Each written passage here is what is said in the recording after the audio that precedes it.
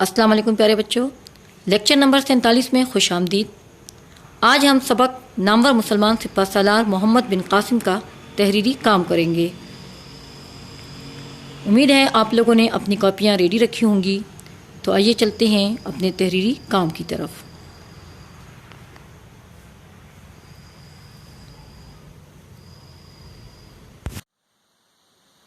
تحریری کام کے لیے ہم سب سے پہلے اس طرح سے پیج ریڈی کریں گے: نمبر شمار، اردو جماعت کا کام اور تاریخ۔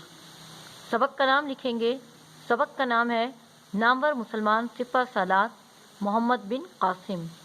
سبق کا نام ہے نامور مسلمان سپہ سالار محمد بن قاسم۔ الفاظ معنی 5 ہیں۔ الفاظ معنی 5۔ الفاظ جملے 4۔ الفاظ جملے 4۔ سوالات و جوابات 7۔ سوالات و جوابات 7۔ مشقی سوالات، سبق کی مشق میں جو سوالات دیے گئے ہیں وہ تمام کے تمام ہم کریں گے، تو مشقی سوالات بھی ہیں اس میں۔ املا کے الفاظ جمع جملے 10 الفاظ اور 5 جملے، جو کہ میں پچھلے لیکچر میں نے آپ کو ہوم ورک میں بھی دیا تھا۔ امید ہے آپ نے دی گئی املا کی مشق کر لی ہوگی۔ اس کے بعد خوش خطی 1 پیراگراف۔ خوش خطی 1 پیراگراف۔ مشقی خاکہ لکھنے کے بعد اب ہم الفاظ معنی کی طرف آتے ہیں۔ الفاظ معنی کے لیے بھی ہم سب سے پہلے اس طرح سے پیج ریڈی کریں گے۔ اس کے بعد درمیان میں 2 یکساں کالم بنائیں گے۔ الفاظ معنی کی ہیڈنگ ڈالیں گے۔ نمبر شمار اردو میں کریں گے۔ یاد رکھیں، اردو میں ہم نمبر شمار ہمیشہ اردو کی گنتی میں ہی کرتے ہیں۔ اور یہاں پہ جو میں نے ریڈ کلر استعمال کیا ہے، آپ نے یہاں پر یلو کلر سے شیڈ کرنا ہے۔ پہلا لفظ ہے سپہ سالار، لشکر کا سردار۔ سپہ سالار، لشکر کا سردار۔ نمبر 2 خون ریز، خون بہانے والا۔ خون ریز، خون بہانے والا۔ نمبر 3 نامور، مشہور۔ نامور، مشہور۔ ریاست، نمبر 4 ریاست، ملک۔ ریاست، ملک۔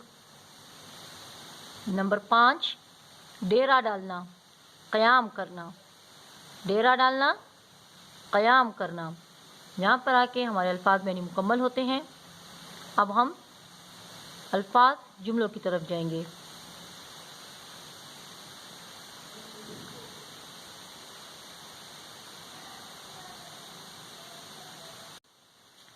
الفاظ جملوں کے لیے بھی ہم سب سے پہلے اس طرح سے پیج کو ریڈی کریں گے۔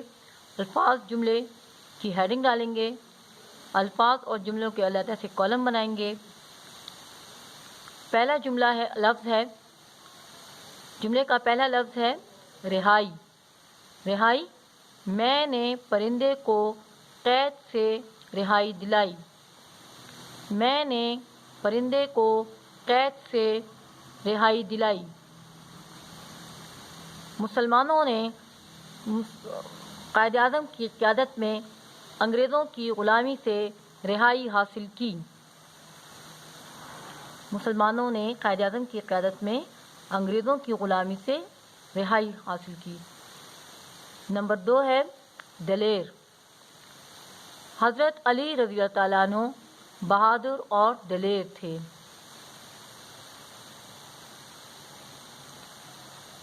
حضرت علی رضی اللہ تعالیٰ عنہ بہادر اور دلیر تھے۔ پاک فوج کا ہر سپاہی بہادر اور دلیر ہے۔ احمد ایک دلیر لڑکا ہے۔ نمبر 3 قائدانہ صلاحیت۔ قائدانہ صلاحیت۔ جملہ دیکھیں، قائد اعظم محمد علی جناح رحمۃ اللہ علیہ اعلیٰ قائدانہ صلاحیت کے مالک تھے۔ قائد اعظم محمد علی جناح رحمۃ اللہ علیہ اعلیٰ قائدانہ صلاحیت کے مالک تھے۔ محمد بن قاسم میں قائدانہ صلاحیت موجود تھی، یا محمد بن قاسم قائدانہ صلاحیت کے حامل تھے۔ نمبر 4، جابر۔ جابر جبر کرنے والا، ظلم کرنے والا ظالم۔ فرعون ایک جابر بادشاہ تھا۔ فرعون ایک جابر بادشاہ تھا۔ اللہ تعالیٰ جابر انسان کو پسند نہیں فرماتا۔ راجہ داہر ایک جابر حکمراں تھا۔ یہاں پر آ کر ہمارے الفاظ جملے مکمل ہوتے ہیں، فنیشنگ لائن لگا لیں۔ اب اس کے بعد سوالات و جوابات کی طرف جائیں گے۔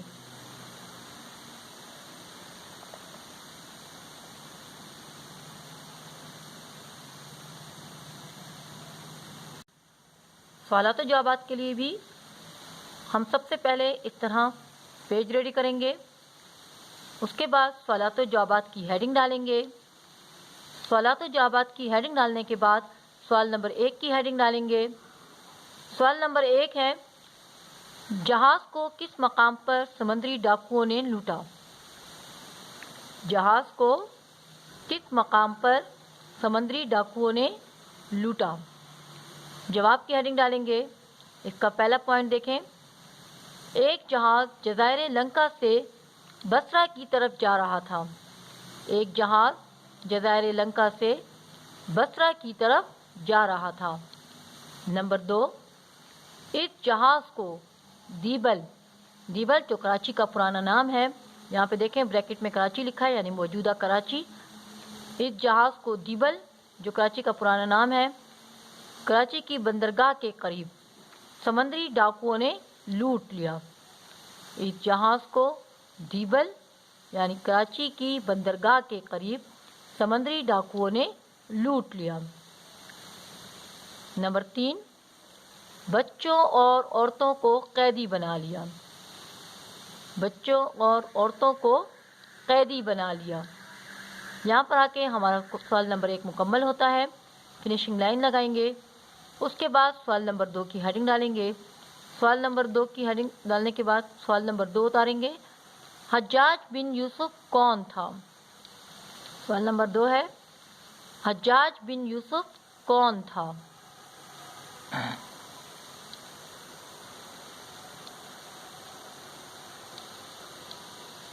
اس کا جواب دیکھیں، حجاج بن یوسف ایک اصول پسند انسان تھا۔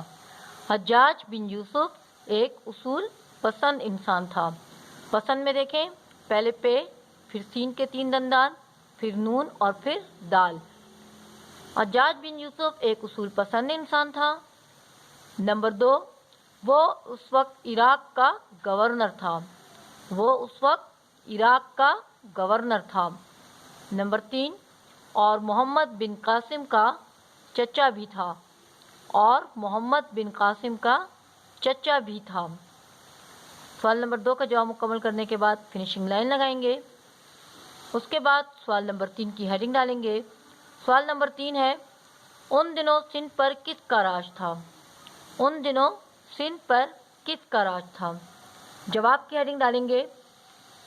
پہلا پوائنٹ ہے اس کا، ان دنوں سندھ پر راجہ داہر حکومت کرتا تھا، یعنی راجہ داہر کا راج تھا۔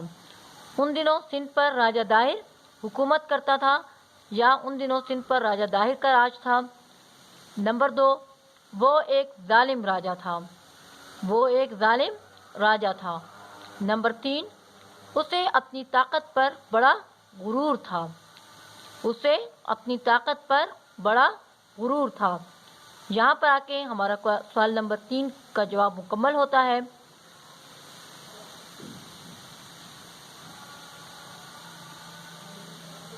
اب اس کے بعد سوال نمبر 4 کی طرف آتے ہیں۔ سوال نمبر 4 کے لیے بھی ہم اس طرح پیج ریڈی کریں گے۔ سوال نمبر 4 کی ہیڈنگ ڈالیں گے۔ اس کے بعد سوال نمبر 4 ہے، راجہ داہر نے حجاج بن یوسف کے خط کا کیا جواب دیا؟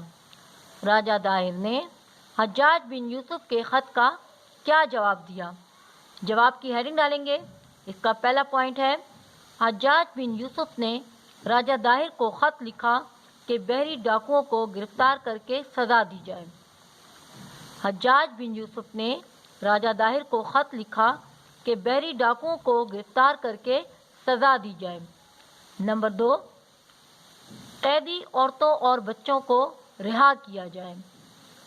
قیدی عورتوں اور بچوں کو رہا کیا جائے۔ نمبر 3، ان کا نقصان پورا کیا جائے۔ ان کا نقصان پورا کیا جائے۔ نمبر 4، لیکن راجہ داہر نے خط کے جواب میں لکھا کہ بحری ڈاکو میرے قابو سے باہر ہیں۔ لیکن راجہ داہر نے خط کے جواب میں لکھا کہ بحری ڈاکو میرے قابو سے باہر ہیں۔ اس کا آخری 5واں پوائنٹ دیکھیں، تم خود آ کر ان سے مقابلہ کرو۔ تم خود آ کر ان سے مقابلہ کرو۔ یہاں پر ہمارے سوال نمبر 4 کا جواب مکمل ہوتا ہے۔ فنیشنگ لائن لگائیں گے، اس کے بعد سوال نمبر 5 کی طرف جائیں گے۔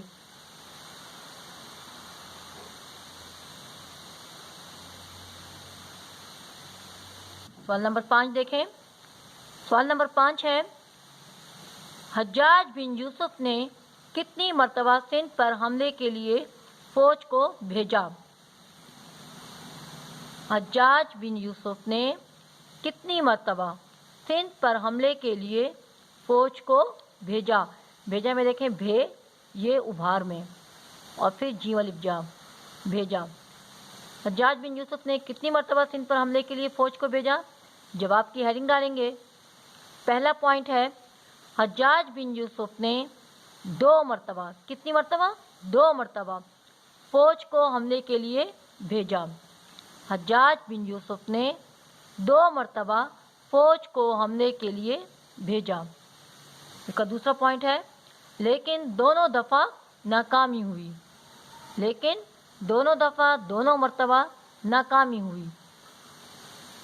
نمبر 3، تیسری مرتبہ حجاج بن یوسف نے محمد بن قاسم کو لشکر کا سپہ سالار مقرر کیا۔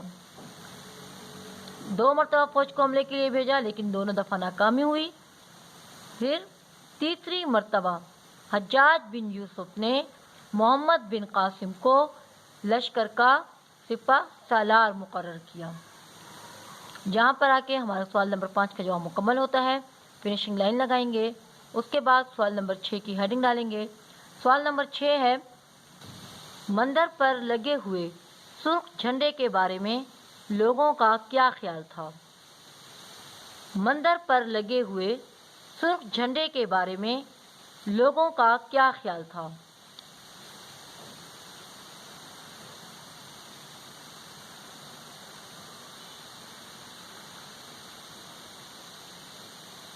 اب اس کا جواب دیکھیں،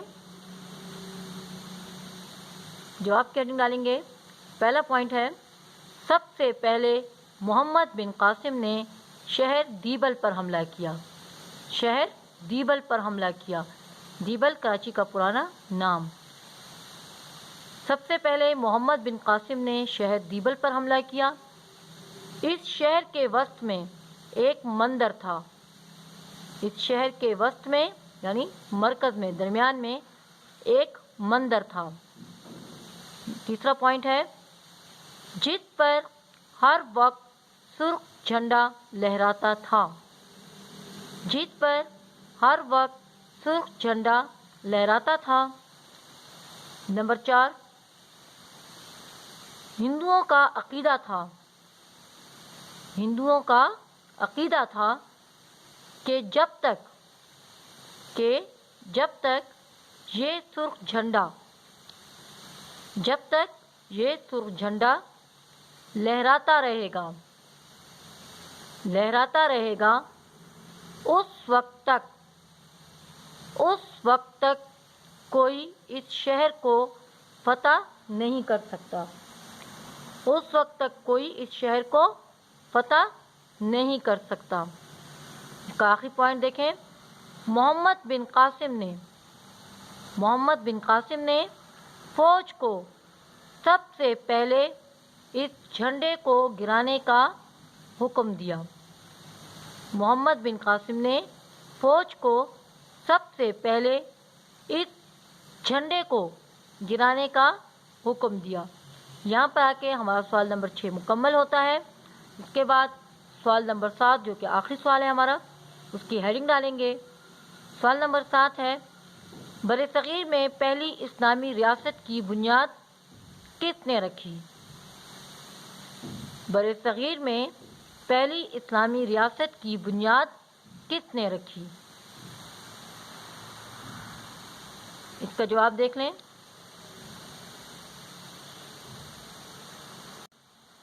اس کا جواب ہے، پہلا پوائنٹ ہے اس کا، محمد بن قاسم اور اس کی فوج نے ایک زبردست لڑائی کے بعد راجہ داہر کو شکست دی۔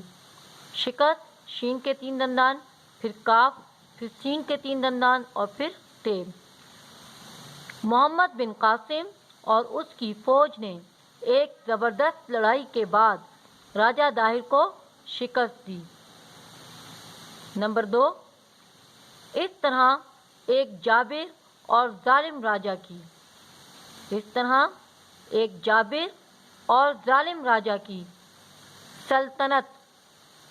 سلطنت سین لام توے نون تے سلطنت کا خاتمہ ہوا۔ اس طرح ایک جابر اور ظالم راجہ کی سلطنت، حکومت کا خاتمہ ہوا۔ نمبر 3، محمد بن قاسم نے برصغیر میں پہلی اسلامی ریاست کی بنیاد رکھی۔ جب راجہ داہر کی سلطنت کا خاتمہ ہو گیا، اس کی حکومت ختم ہو گئی، محمد بن قاسم نے پھر برصغیر میں پہلی اسلامی ریاست کی بنیاد رکھی۔ محمد بن قاسم نے برصغیر میں پہلی اسلامی ریاست کی بنیاد رکھی۔ یہاں پر آ کے ہمارے سوالات و جوابات مکمل ہوتے ہیں۔ فنشنگ لائن لگائیں گے۔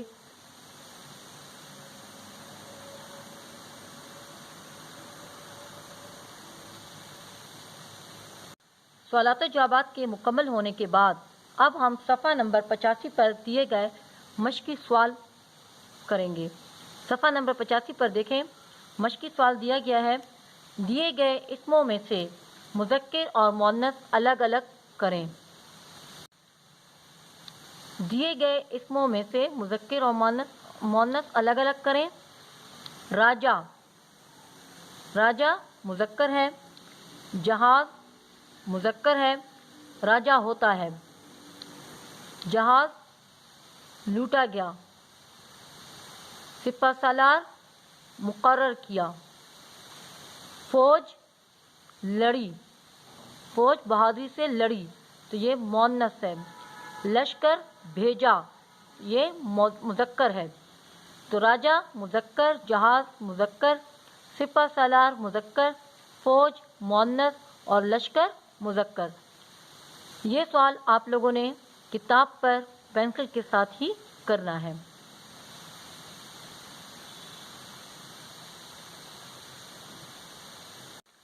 صفحہ نمبر 85 کے بعد اب صفحہ نمبر 86 پر نکالیں۔ صفحہ نمبر 86 پر دوسرا مشقی سوال دیا گیا ہے، دیے گئے الفاظ کے ہم آواز الفاظ بنائیں۔ یہ بھی آپ پینسل سے کتاب پر ہی کریں گے، جیسے سال، مال، حال، بچے، سچے، کچے۔ اسی طرح انتقال، ملال، جلال، قید، بھید، سفید، مالک، پالک، کالک، کالک، حملہ، جملہ، گملہ، حملہ، جملہ، گملہ، مندر، بندر، قلندر، مندر، بندر، قلندر۔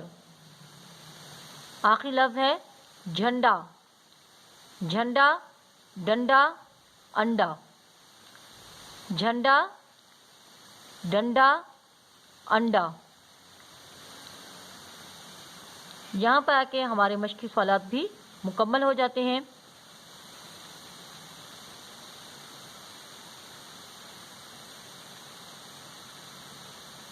اب صفحہ نمبر 82 پر اپنی کتابیں کھولیں۔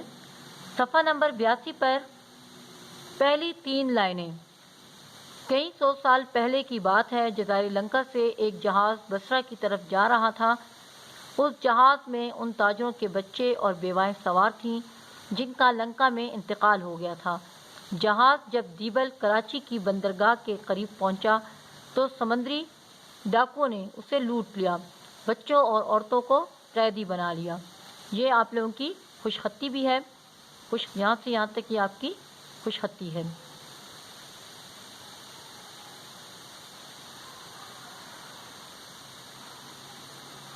خوش خطی نوٹ کر لی ہوگی آپ نے۔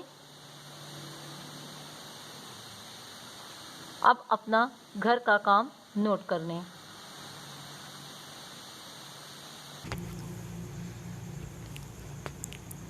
گھر کا کام نوٹ کر لیں۔ گھر کا کام ہے کتاب کے صفحہ نمبر 82 کی پہلی 3 سطروں کی خوش خطی کریں اور سبق قومی ہیرو کے سوال نمبر 1 تا 5 زبانی یاد کریں۔ انشاءاللہ اگلی ویڈیو میں ہم نیا سبق کریں گے۔ اس وقت تک اپنا خیال رکھیے گا۔ اجازت دیں۔ اللہ حافظ۔